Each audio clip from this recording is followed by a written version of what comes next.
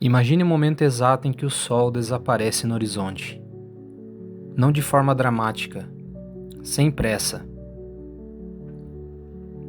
A luz vai embora como quem se despede em silêncio. Agora imagine que, quando isso acontece, não existe botão, não existe lâmpada, não existe tela acesa em outro cômodo. Quando a noite chega, ela chega de verdade.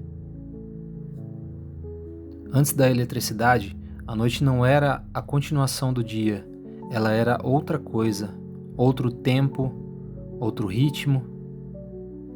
E é sobre isso que nós vamos falar hoje. Sobre o que as pessoas faziam quando o mundo escurecia e não havia como impedir isso.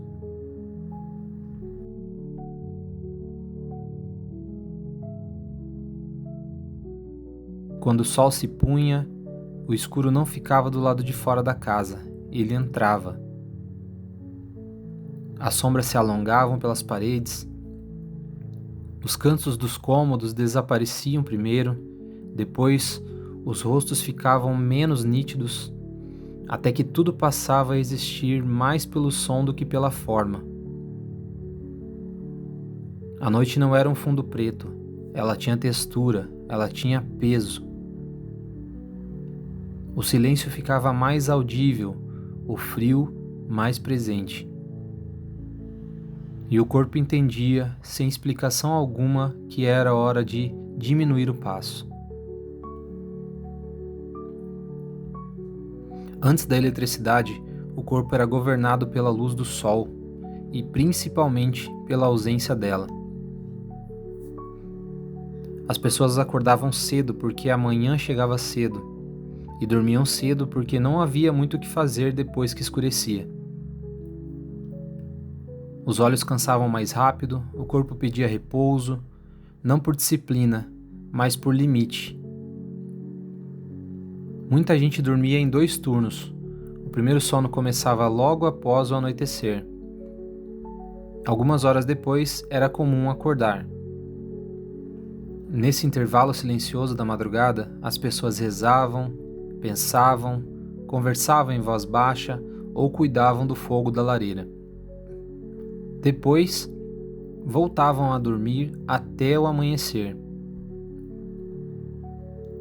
A noite não era inimiga do sono, ela o organizava. Toda luz custava alguma coisa. Velas exigiam cera, trabalho e tempo. Lamparinas precisavam de óleo. Lareiras consumiam madeira.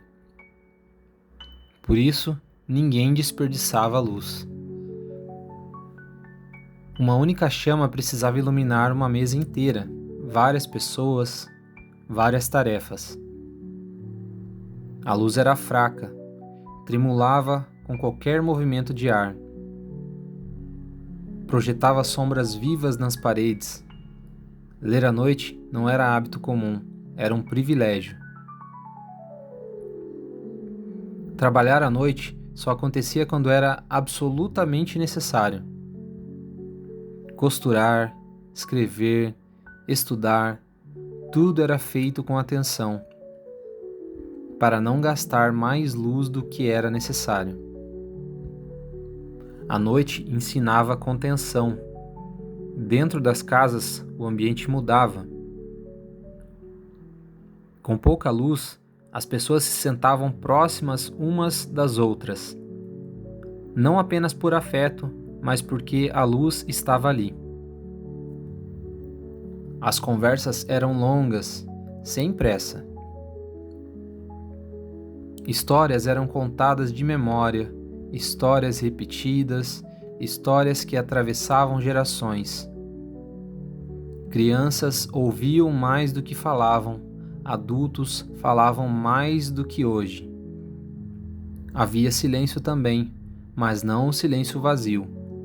Era o silêncio compartilhado. Em muitas casas, a noite terminava com oração, não como um ritual apressado, mas como encerramento do dia.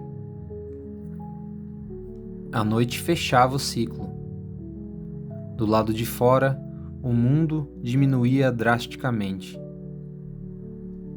As vilas ficavam quase vazias, as cidades perigosas. Portões eram fechados, portas trancadas. Caminhar à noite significava risco.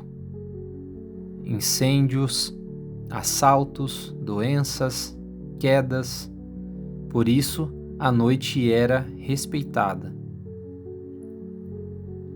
Sem luz artificial, o escuro parecia mais profundo. Os sons ficavam maiores.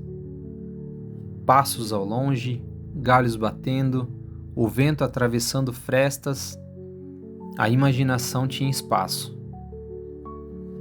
Muitos medos nasciam à noite, muitas crenças também.